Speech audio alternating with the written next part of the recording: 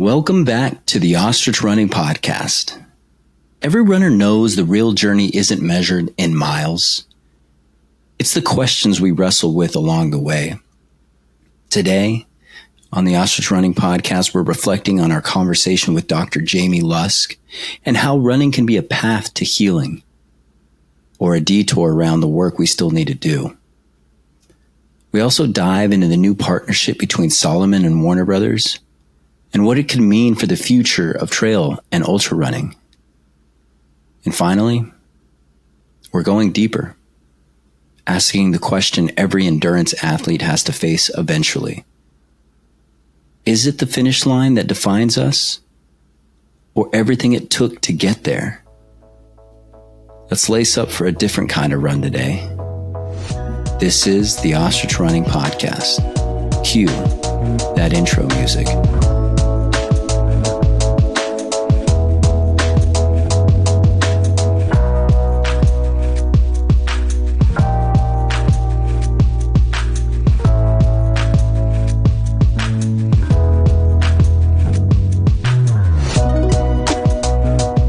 Welcome back, my fellow weirdos and wanderers of the soul, to the Ostrich Running Podcast. Today, it's just me, you, me, and the open road inside our heads. No guests this time. But if you tuned in last week, you know we had the privilege of sitting down with Dr. Jaimie Lusk, a psychologist, a runner, and maybe, just maybe, a mirror to every one of us who's ever laced up their shoes and run straight toward or straight away from the parts of ourselves we weren't ready to face. There was something hauntingly brilliant about the way she described it. That running can either be a tool for transformation or just another way to hide. That it isn't what you're doing, it's how you're doing it. Are you running to connect, to feel awe, or are you running to disassociate, to disappear from your own life for a while and call it fitness? Now, it rattled me, I'll be honest, because if you strip away the PRs, Strava segments, podium chases, social media posts, what's left? Who's left? Are we building something, or are we patching over the cracks? Now, Dr. Lusk asked a question that stuck in my mind like a bad trail mix. What happens when the thing that saved you doesn't serve you anymore? When the rat inside, that relentless little survivor clawing and scratching for more, finally curls up and goes still. Now, running has saved a lot of us, but sometimes it becomes the mask, not the medicine. Now, it's hard for me to really go deeper into this because I feel like at times I'm still struggling. I'm still utilizing this running activity to really be a way to disassociate. I pile my schedule with runs, life, work. Sometimes it's just to quiet the noise on the inside. But sometimes finishing another 100-miler, isn't a triumph of healing. It's just a well-disguised flight from the work that we still have to do. Now, and that's not a judgment. It's just a map, kind of a compass check, if you will. A reminder that the trail doesn't always lead where we think it will. So today we're going to wander through that idea a little bit. Running ends, and real life, real healing begins. No guest, just some thoughts. Some real, some ridiculous. all of it stitched together by sweat, maybe a little awe, and definitely a good dose of foolishness. Now let's go for a run inside our heads, get a little bit lost together. Now, when a psychologist tells you that your favorite coping mechanism might also be your favorite avoidance mechanism, you either laugh, cry, or sign up for another ultra. Now, I almost did all three this week after sitting with Dr. Jaimie Lusk's words.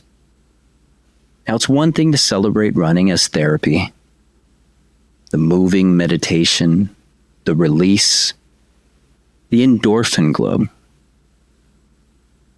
Now, it's another to realize that sometimes, maybe just sometimes, we're not running toward anything at all. We're running away, fast, sweaty, convincing ourselves it's noble. Now today, as we peel that back a little, no medals, no pacers, no Strava uploads, just a raw look at the line between healing and hiding, and why it matters that we know which one we're doing. Now, one of the most striking things that Dr. Lusk said was how running can be either a path to connection or a tool for disassociation. It's not the act itself, but the intention behind it. I've lived on both sides of that divide. I've had runs where I'm fully present. I feel light. My lungs are full of air. My heart wide open. The gratefulness that I'm feeling for the trails around me. The gratefulness that I feel for my body allowing me to do this activity. Watching beautiful sunrises and sunsets. It's like a slow-moving miracle.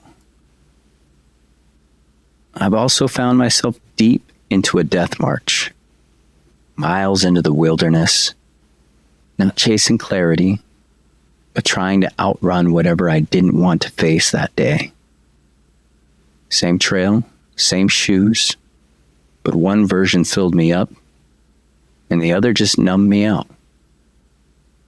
And that's what hit me about Jaimie's words. The medicine and the mask can look identical on the outside. It's only when we slow down enough to check in with ourselves that we realize which one we're wearing. Now, Dr. Lusk had mentioned at times I think we need to take it rudimentary and we need to check in with ourselves and understand what emotions and feelings that we actually need. Another thing that Jaimie said that stuck with me was her metaphor about the rat inside. That primal, desperate little survivor clawing its way through life, pushing us to achieve, to endure, to outrun our own fears, run scared. And maybe in some ways that's what makes us great runners, that raw, unfiltered hunger to keep moving no matter what. But what happens when that rat inside finally goes quiet? Now, years of therapy and working on myself, I felt it. Not all at once, but in little moments.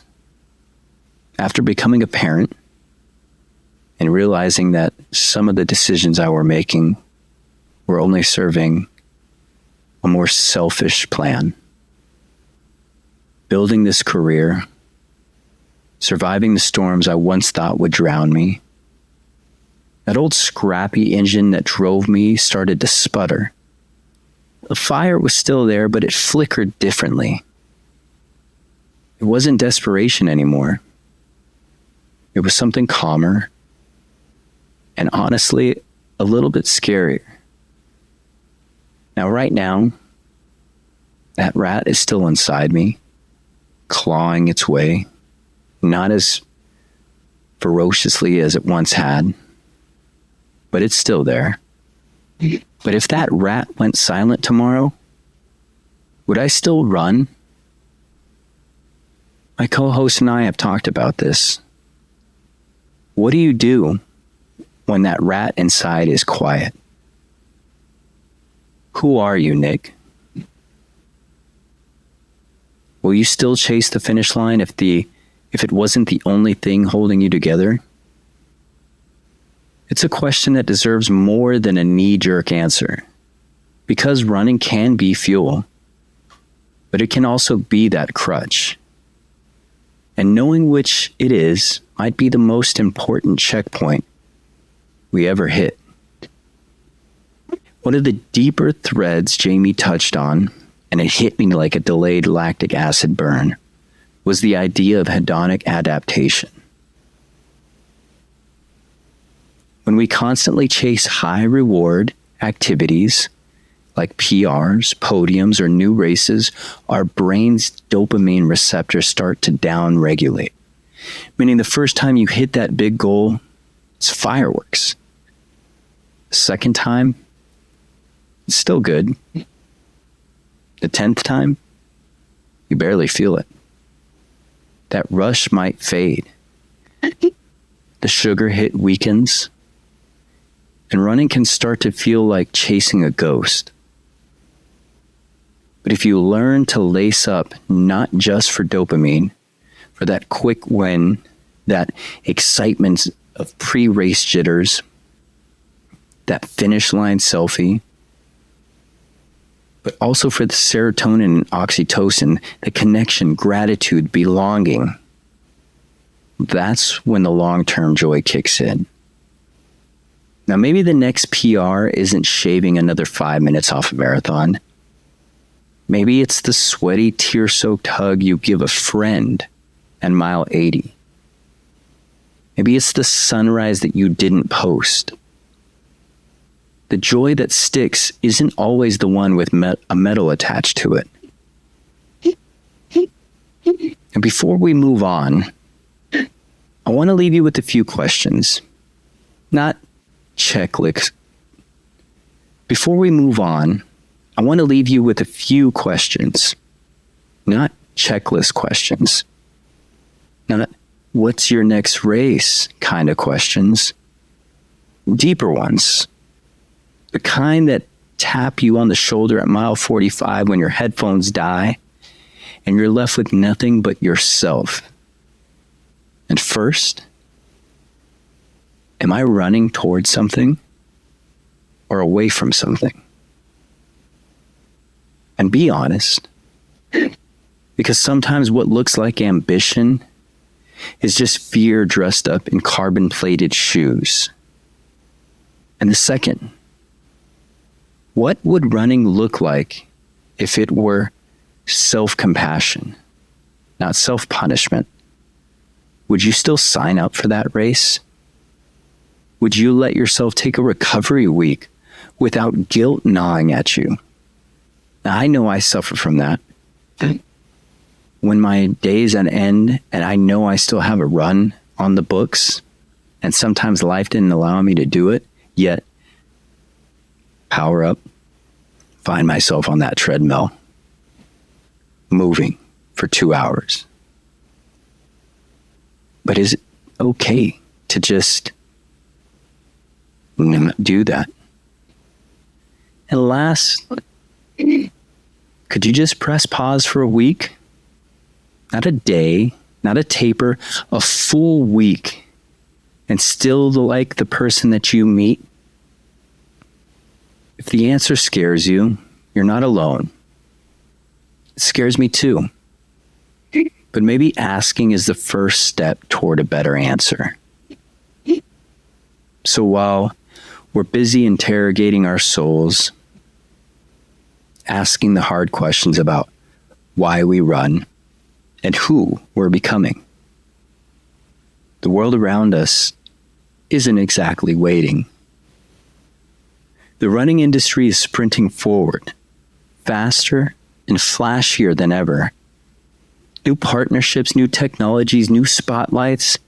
Just this past month, Salomon announced a major partnership with Warner Brothers Discovery.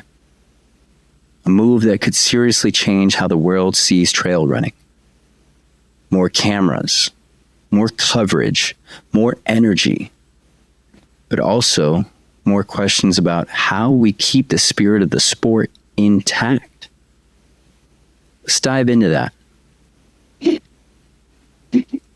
Now, imagine the energy inside that press room in Annecy, France, the home base of Salomon, where the mountains practically lean in through the windows. Journalists buzzing, athletes shifting in their seats, and the future of trail running quietly tipping on its axis. The Golden Trail World Series, already an icon in the sport, just got a rocket boost. Salomon officially announced a multi-year partnership with Warner Brothers Discovery, bringing in some serious media muscle. Eurosport, Discovery Plus, TNT Sports. This isn't just a few more Instagram posts or highlight reels. It's not live streams on YouTube, low budget. And although I love them, I love the way that they display all these races. But this is the big leagues. Multi-camera coverage, professional storytelling, real-time audience engagement. Now, the question isn't if trail running is about to get bigger. It's how fast and how true to its roots it can stay along the way. Now, for the athletes, this partnership could be a game changer. More live broadcasts mean more eyeballs. More eyeballs mean bigger sponsor dollars. Appearance fees could climb by 20 to 30% for the top racers. That's real money that could actually fund full-time careers. Not just gear discounts and race entries. But maybe even cooler than that, it cracks open the door for storytelling beyond just the podium elites. Think about the success of Drive to Survive and Formula One on Netflix. Magic wasn't in watching the winners cross the line. It was in meeting the grinders, the underdogs, the ones clawing just to stay in the game. Now imagine a series where we follow the mid-pack warriors, the moms, the 9-to-5 grinders, the stubborn dreamers battling through mud and altitude to find out if they still belong. That's a version of trail running the world desperately needs to see. Now for fans, this could be the moment trail running finally steps onto the big stage. And we're talking real-time splits, drone footage soaring over ridgelines, heart rate overlays flashing as runners grind up a 30% grade. Everything that once lived in a blurry iPhone video or end-of-race recaps could be fully alive, right there with you in your living room. But it does raise a real question. Does more coverage erode the purity of the sport? The solitude? The rawness? Or does it invite new dreamers? Does a wider lens water it down? Or does it simply pull more people into the madness in the best way possible? I don't know the answer yet, but I'm excited. A little scared to find out. Because the trail always changes when more footprints find it. The trick is making sure the heart of the sport doesn't get lost somewhere in this dust.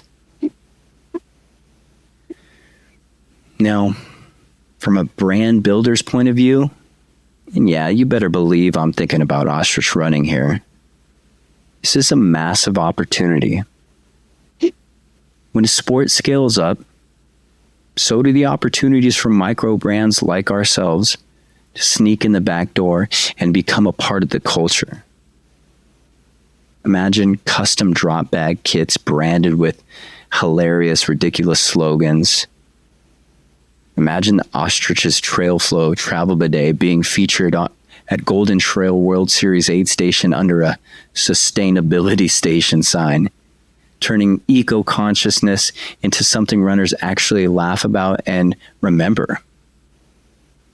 Picture a little ostrich cam capturing the chaos and carnage at the mile 30 aid table. Salt-crusted runners fighting over pickles, trying to refill bottles with numb fingers. It's a chance to be a part of a conversation without selling the soul. You don't have to be the loudest voice. You just have to be the one that makes people smile when the miles start to hurt. Of course, whenever money and media show up, there's always a price to pay. There's a real risk that this turns into a media circus, where races start staging sponsor banners at every switchback, or manufacturing fake epic moments instead of letting the trail speak for itself. Beyond just production side, there's the danger of influencer trail tourism. People treating sacred, fragile courses like backdrops for viral content without understanding the history or the stewardship that those trails demand. Makes you wonder, can we scale the eyeballs without scaling the ego? Can we invite more people in without losing what made this weird little world so beautiful in the first place? I want to believe we can. But it's going to take athletes, brands, race directors, all of us holding the line. Otherwise, mountains will still be there, but the magic might not. And whether you love it or fear it, one thing's for sure. That finish line arch you've pictured in your dreams, the one you've crawled toward in your nightmares, it's about to have a lot more cameras pointed at it. And maybe that's a good thing. Maybe more people will finally understand what it takes to get there. Maybe it's a reminder for all of us, the arch isn't the prize. It never really was. It's the symbol, a snapshot of a story that started long before the gun went off and won't end when you cross the tape. Which brings us to the real heart of today's conversation. Is it the arch that defines us, or the march it took to get there? Let's start this next stretch with two quotes that couldn't frame the debate better. First, from Usain Bolt, the man who turned speed into legend. He said, "Winning has nothing to do with potential. It's all about the finish line." In Bolt's world, it's the end that counts. The clock doesn't care about your intentions. The line is the truth. Now, flip the compass and listen to Kilian Jornet, maybe the greatest mountain runner of our time. He says, "The summit is what drives us, but the climb itself is what matters." For Kilian, finish isn't the story. The struggle, the stumbles, the unseen miles are the real heart of it. Two giants, two philosophies, and somewhere between them, somewhere between the stopwatch and the soul, is where most of us live. Training and hoping and wondering which side we'll lean toward when the hard miles hit. Now, if you ever need proof that the finish line isn't the whole story, just look at some of the greatest runners we know. Jim Walmsley, maybe the most talented American ultra runner, made a wrong turn at the Western States 100 in 2016 when he was winning. And instead of hanging his head forever, he came back 2 years later and absolutely scorched the course record. Shalane Flanagan, she failed to medal at the Olympics in 2004 and 2008. Two heartbreak cycles, but she didn't let those losses define her. At age 36, long after people thought she was done, she came roaring back to win the New York City Marathon in 2017, becoming a symbol for grit and grace. And Courtney Dauwalter, everyone's favorite Sufferfest queen, she DNF'd Hard Rock in 2017, unable to see straight, almost collapsing. And 5 years later, she didn't just finish. She crushed that race. She won that race and set a new course record with a time of 26 hours, 44 minutes, and 36 seconds. These stories aren't about a single moment. They're about what happens when you don't let the missed finish lines be your finish. When you turn loss into fermentation, into something deeper, more potent. Well, that's the real alchemy of endurance. And sometimes the journey becomes bigger than the finish line itself. Think about Gary Robbins, one of the most beloved figures in ultra running, who missed completing the Barkley marathons by just 6 seconds. 6 seconds after a brutal 60-hour effort that broke bodies and spirits alike. And yet, in missing it, he became a legend. Because everyone who watched knew it wasn't about the yellow gate. It was about the guts it took to even knock on it. Or look at Scott Jurek trying to break the Appalachian Trail speed record. He battled stomach flu, rainstorms, and injuries, barely dragging himself to the end. And when reporters asked him why, he simply said, "Sometimes you just do things." No polished answer. No tidy moral. Just the raw, messy reality that effort, especially imperfect effort, has its own power. Just like Jaimie Lusk talked about. Sometimes honorable failure leaves a more lasting, healing mark on your life than hollow, spotless victories ever could. And honestly, I see it all the time. Even off the trail. Parenthood is the perfect ultra. You don't get medals for changing a diaper at 2 a.m, or for dragging yourself out of bed for the 3rd nightmare in a row. There's no buckle for making school lunches, showing up exhausted but present. But it's the same thing. The little unseen miles are what build a life worth remembering. Same with training. These past few months, every block has been its own little mini journey. Yeah, I've thrown tantrums, had 4 a.m. alarms, missed long runs because someone needed you more than that finish line did, and yet the dream sticks. Which is why I'm announcing it officially here. I, Nick Miraz, owner of Ostrich Running, host of the Ostrich Running podcast, I'm running the Kodiak 100 this October. Because the goal I set to complete 100 miles is still fresh. Because I want to be scared again. Because I need something on that calendar that feels just out of reach. Something that reminds me the finish line is just a line.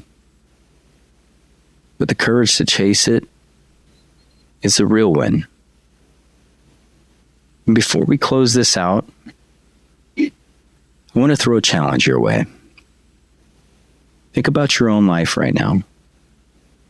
What's your unfinished line? What race, what creative project, what hard conversation are you avoiding because you're scared you'll miss the cutoff? DM me. Seriously. I want to hear them. No judgment.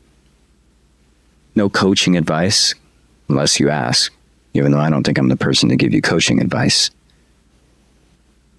But just have a place to say it out loud. And if you're training for something crazy, or even thinking about it, I'm inviting you to follow along with my training log as I prep for Kodiak 100.